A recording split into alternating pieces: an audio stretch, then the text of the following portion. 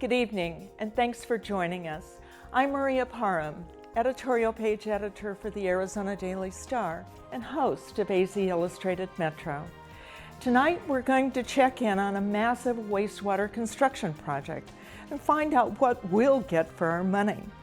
We'll bring you up to date on what the federal budget situation means for some agencies in Tucson and see how lasers in the night sky affect Tucson police helicopter crews. We had what I thought was a peak about 6-7 years ago of laser strikes. Last year we started seeing that back on the rise again, and not only on the rise, but we were seeing much more intense lasers. And catch up with some Tucson area state lawmakers to find out what's different this legislative session. But first, a look at today's top stories. The U.S. Ninth Circuit Court of Appeals is handing the state of Arizona a loss on a provision of SB 1070. In a 35-page unanimous ruling, the judges threw out the portion of the law that prohibits people from blocking traffic while dealing with day laborers. The judges wrote that the state's argument that the law is about traffic safety doesn't make sense, since nowhere does SB 1070 talk about traffic, it only talks about immigration. The judges also pointed out that the punishment for violating the day laborer statute was much more severe than violating other traffic laws. The ruling by the Ninth Circuit upholds an identical decision by a lower federal court. The Arizona House of Representatives passed a bill today making it easier for elected officials to run for other offices. House Bill 2157 allows elected officials to declare they are running for office, but doesn't force them to resign their current position until they file the official paperwork for the new campaign with the Office of Secretary of State. Currently, once an elected official declares for another office, they must resign from their current position unless they're running for re-election. The bill still needs a final vote in the state Senate.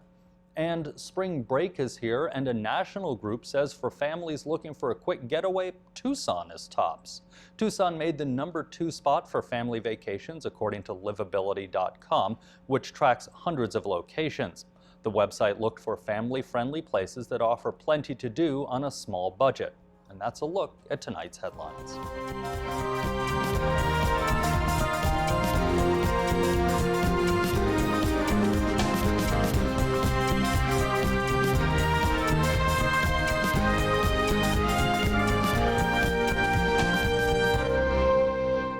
The Pima County Wastewater Reclamation Department is working on a new sewer treatment facility on the west side of the Tucson metropolitan area.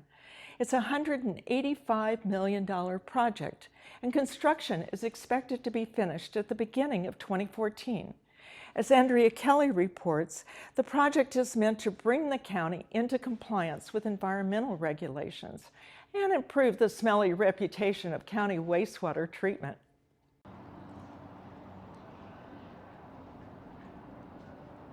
Pima County owns and operates 10 wastewater reclamation facilities. Our two largest facilities have not met and kept up with current water quality standards from the regulatory perspective. So we've been on a schedule to upgrade and expand our two largest plants to meet those water quality standards. The permanent sludge line that goes down to the new treatment facility at Roger Road and I-10 will be able to meet current standards for nitrogen and ammonia in the treated water, which the old plant can't do now. The upgrade will also allow the county to treat the water for phosphorus, anticipating future changes to federal clean water standards. The upgrades will also give the county the ability to treat more wastewater each day. The main treatment plants at Roger Road near I-10 and at Ina Road near I-10 will be able to treat about 82 million gallons of wastewater each day, with the capability to expand later. The total project budget, including upgrades at both treatment plants and a new lab to test treated water, is estimated to cost about $650 million. That money comes from people who pay to use the wastewater system, a charge that appears on many of our water bills.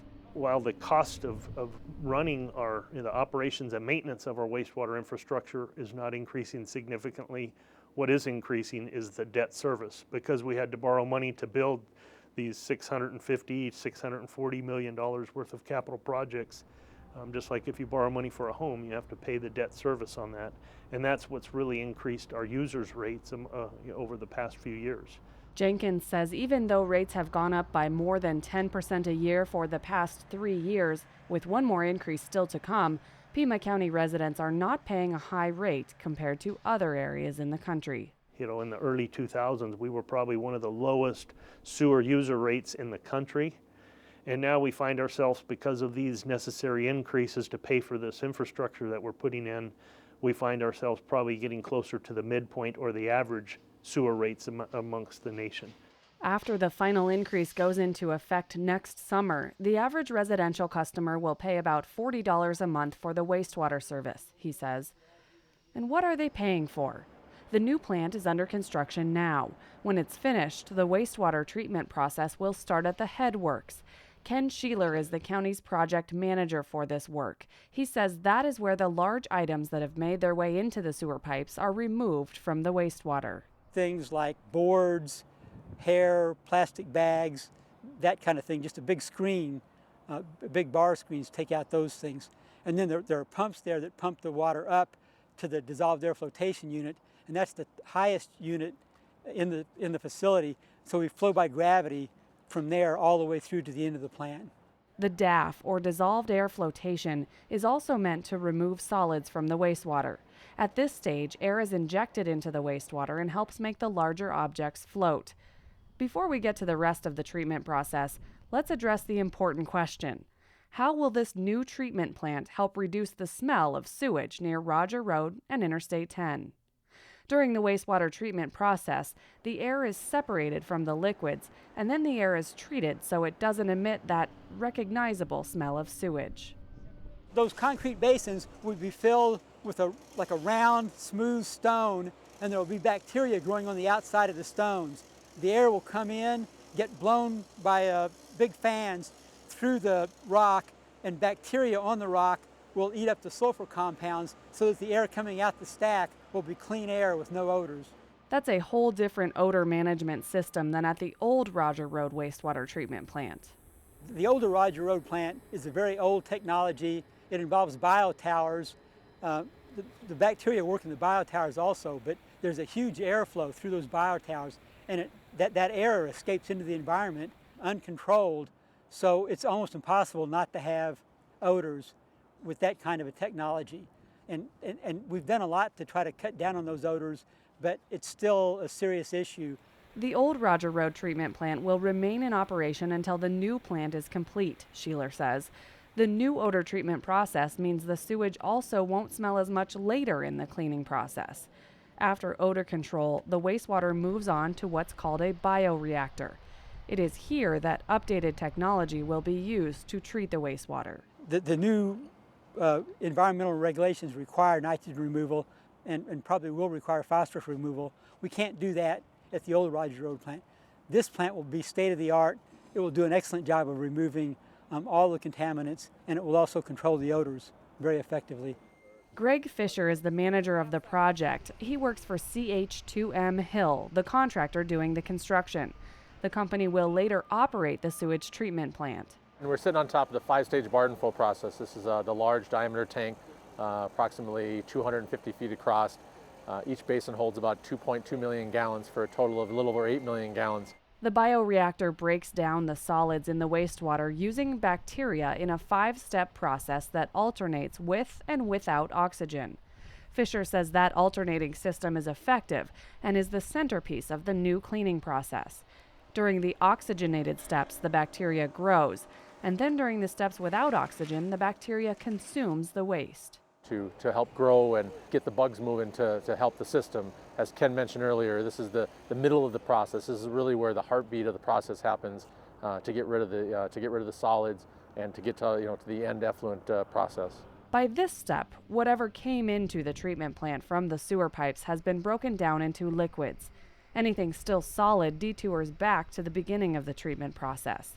The liquids continue on to 4 smaller cylinders called clarifiers.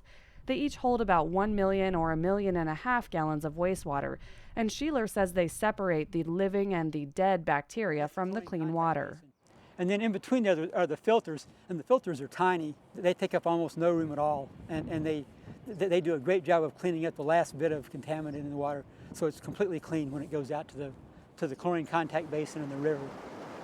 Some of that cleaned water is used to irrigate area golf courses, but most of it is released into the Santa Cruz River, which is dry for miles before the treated wastewater turns it back into a waterway. From here, it flows northward toward the other main wastewater treatment plant at Ina Road near Interstate 10. Automatic federal budget cuts went into place Friday, meaning every federal department is now supposed to be spending less money. We've heard federal employees could be furloughed or have their pay cut, and we've heard the reductions could affect border security. Now we turn to two organizations here for a look at what the cuts mean in Tucson. Jack Parris is the Community Relations Manager at the Community Food Bank of Southern Arizona, and Julia Strange is a Vice President at Tucson Medical Center. Julia and Jack, thanks so much for being here today with us. Julia, let's start with you. The cuts you're expecting are not cuts to people on Medicare, but they will be hard on the hospital. Can you explain what you're expecting? We're expecting a 2% cut to the reimbursement that we receive from caring for people with Medicare. And that to a hospital like Tucson Medical Center, that equates to about $3.9 million. And that's something that we expect on top of all of the other cuts that we've received in the last few years. And so it's substantial, but again, it's a cuts to the hospital reimbursement as opposed to individuals. And these Medicare reimbursement cuts are coming on top of other cuts. Can you give us a perspective of just how much you've seen in the last few months? In the last few years, since the start of the recession, the state budget cuts, the state has had to make some very difficult decisions with the access changes, and which have caused us to millions and millions of dollars to hospitals across the state. So we continue to work to reduce the cost to provide care while increasing quality and services to patients, but it's becoming very difficult and the margin is very thin. Now, are you expecting layoffs as part of this? At this point, no, we are not expecting layoffs at Tucson Medical Center. We have been able to adjust our operations, again, improving quality and reducing costs in a way that has allowed us to continue to remain profitable. But hospitals across the state are definitely struggling. And Jack, let's move on to you. Can you give us the big picture, really, of hunger in Southern Arizona, and how much of your needs are being met by the federal government? We think of world hunger, but we have hunger right here in our own backyard in Southern Arizona. We actually serve 5 counties in Southern Arizona, and last year we distributed 27 million pounds of food in Southern Arizona. That's enough for 62,800 meals a day. We have several programs that provide food to us from the federal government. One of them is called the Emergency Food Assistance Program, or TFAP, but we shorten it to Emergency Food Boxes. And we see that probably there will be at least 1,000 new families in our rolls after these cuts take place. Now, I believe that food stamps are not being cut, so why will these families be coming in? What will their circumstances be? It's hard to tell in the long run with these cuts, but there will be layoffs in the military. There'll be layoffs in industries that provide equipment and things like that for the military. So these families will be looking probably for more help than they already are receiving. So that's where we expect to see more people from. Now, Jack, these budget cuts are coming after years of the country being in recession, and I believe donations are down. What does this mean about the number of people you can serve, and what strategies do you have? Well, we try to be as lean and mean as we can and with our budget. Unfortunately, our budget this year, our monetary budget's about 9% behind budget. So we have a kind of a double whammy here. We have more people asking for help and less money to do that. And we call it the perfect storm.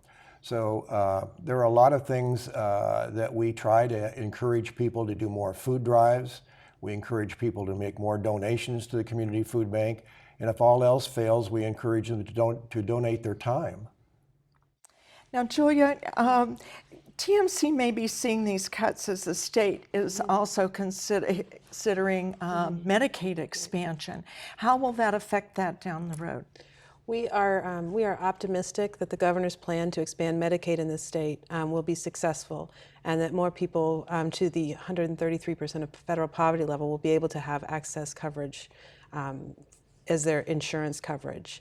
If that does not go through, we will have to pay for that expansion, but we won't have those additional revenues. Those dollars will go to other states to pay for expansion in other states. So it's critical for us for Medicaid expansion to go through for hospitals across the state, and then the 2% for Medicare cut is just right on top of that. And it continues to just make things very difficult as we try to serve more in the community. And one final question for you, Jack.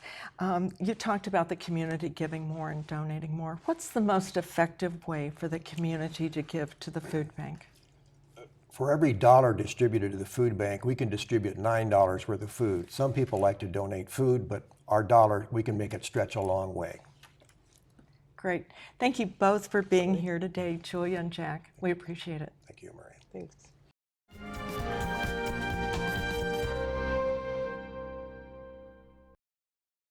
For the first time, a child born with the virus that causes AIDS has apparently been cured. We talked to two experts about the infant's treatment and asked whether it offers hope for the hundreds of thousands of HIV-positive babies around the world. Then we examine President Obama's Energy and Environment team as he names new cabinet picks. We look at why more and more doctors have stopped accepting patients on Medicare. Margaret Warner updates efforts to get Iran to halt its nuclear program after Vice President Biden says the U.S. is not bluffing about possible military action. And Jeffrey Brown profiles poet David Ferry, still writing verse, reading poems, and receiving honors at age 88.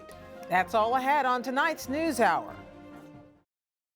Pat Summitt knows how to coach a winning team better than anyone else in college basketball. You can challenge people, but you don't want to break people down. But you've got to sometimes just say, you're okay, but you can be better. I'm Renee Montaigne, longtime coach Pat Summitt on winning games and now fighting Alzheimer's on the next morning edition from NPR News. The Air Support Unit of the Tucson Police Department last year responded to more than 12,000 calls and assisted the department with more than 700 arrests. The unit operates 3 Bell Jet Ranger helicopters from its base at Tucson International Airport. As Tom Clusby reports, helicopter crews are dealing with a threat today that was unimagined when the unit was established in 1972.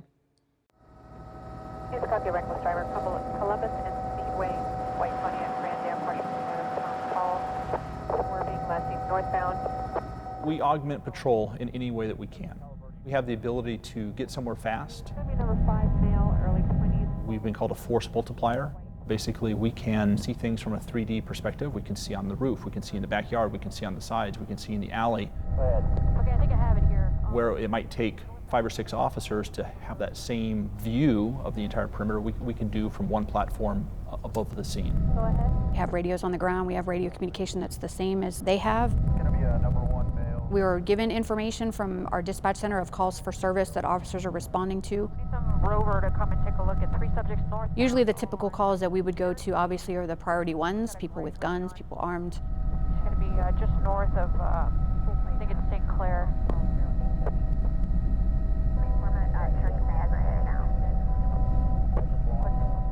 My primary responsibility is to communicate with the officers on the ground. It's my job to use the resources we have on board, either night vision goggles, the FLIR system. I control the spotlight. Air 1, we're 23 on St. Mary's. Provide them with information that I see from the air from a perspective that they don't have.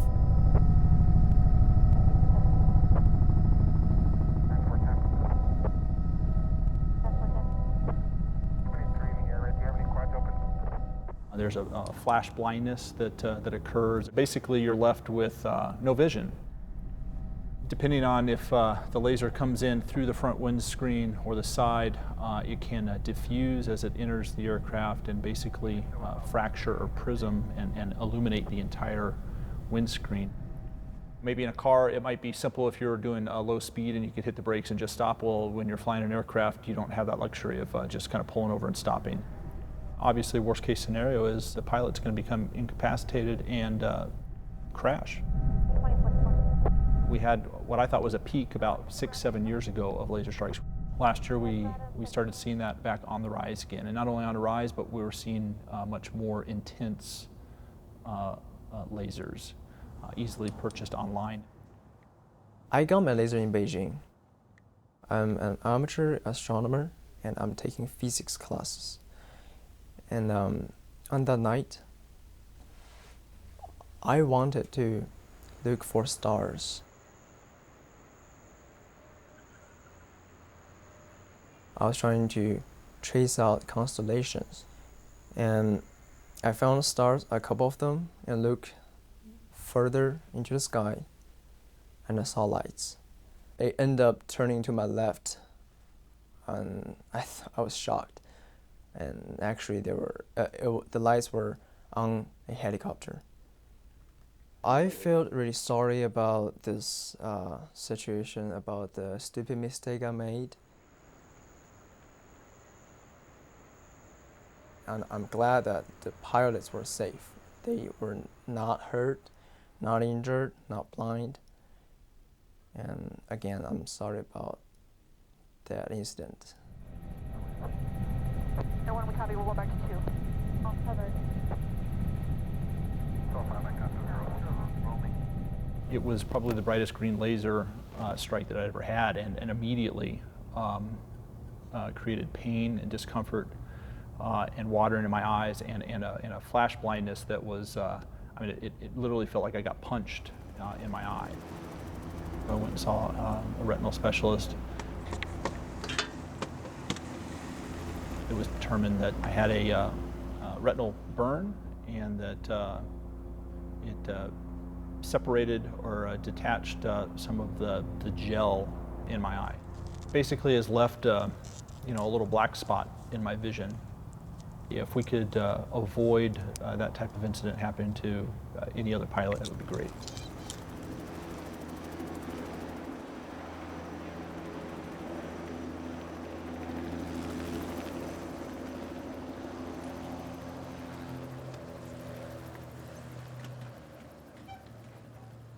Finding bad guys. That's what we do. We hang out the window and find bad guys. It fulfills two passions. Now I get to fulfill both my law enforcement passion and aviation passion at the same time. Clear! We have the opportunity to take a lot of felons off the street every year, as well as protect, to the best of our ability, officers that are trying to accomplish their job on the ground.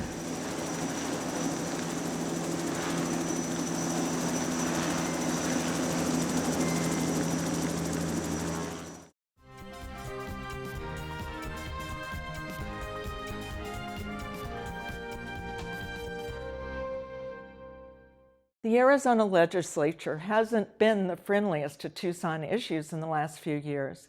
That is partly because Tucson elects mostly Democrats to the legislature, where Republicans from the Phoenix metro area have dominated politics and policy for years. But with a shift in the balance of power at the state capitol, Tucson lawmakers are sounding more optimistic about the current session. Michael Chihak reports. Are Tucson legislators going to have more of a say in things this year, just in the general sense? I think we are, because we're a very powerful and well-educated group that is focused on doing what's best for Arizona. I think we've already seen that pay off in terms of additional funding for the University of Arizona Medical School. We've gotten that in the budget already. I think we have to push a little harder. It is going much better. The whole atmosphere of the Senate is totally different. It's like from last year to this year, it's gone from like black to white. And what accounts for that? I think that, well, the change of the new legislators, some of the ones that lost or left compared to the ones that have gotten in. One, for example, spent a lot of his own money because he just wanted to see things become more rational. So the people that have come in have made a big difference. And you're making reference to Republicans as well as Democrats, is that right? That's right, right. And of course that we have more Democrats, which is really great. I think that we've been ignored pretty often. I think that local control is a huge issue for me, always has been, and we need to make sure that we're represented as well up here in the legislature. Just because we're 2 hours away doesn't mean that we don't have citizens that really have issues that are different from those in the rest of the state, and that they should be addressed. I think Tucson, I think we're going to do very well. We do have Bruce Wheeler, who's over in 10. He's the minority whip, so he has some clout within the Democratic caucus. We have some very intelligent and thoughtful representatives, both on the House and the Senate side. I am the only Republican from Tucson in this area, so I'm the only one that's part of the majority caucus. What I've found, though, to be gratifying is it's important to my caucus and to my leadership that they take care of me and they take care of this district. And so I'm finding I got very, very good committee assignments, probably too good for a freshman to get. And they've been extremely supportive of me in the budget process. They've been extremely supportive of my legislation, and they've done everything they can to help me because they want to take care of Tucson and my district. And does that mean that Democrats will get a seat at the table for the budget and for other things, do you think? We're hoping. Here's an example. I think when we had the leadership meeting and Senator Leah Landrum Taylor was elected minority leader. For the Democrats. For the Democrats. President Biggs came over within 5 or 10 minutes to say, hello, how are you? Congratulations, let's work together.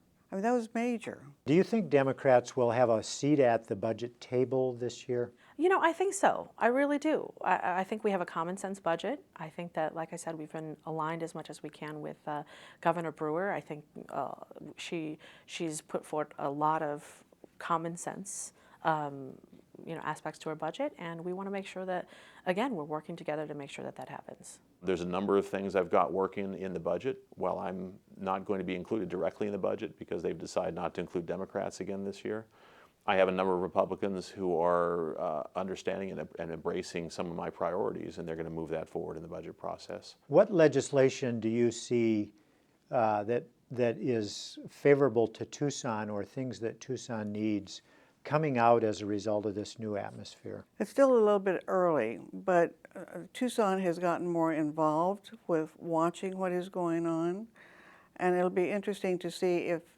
the Democrats will be invited to the table for the budget. That is the most important, and some of the issues that the city of Tucson cares about and the Chamber of Tucson cares about.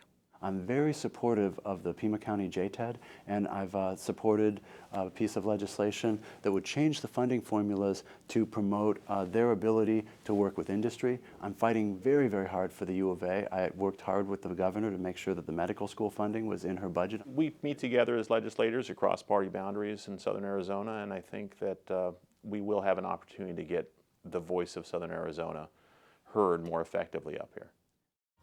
That's our show for tonight. To post a comment on any of these stories or keep up with the latest news, go online to our website, azpm.org. I'm Maria Parham. Thanks for watching.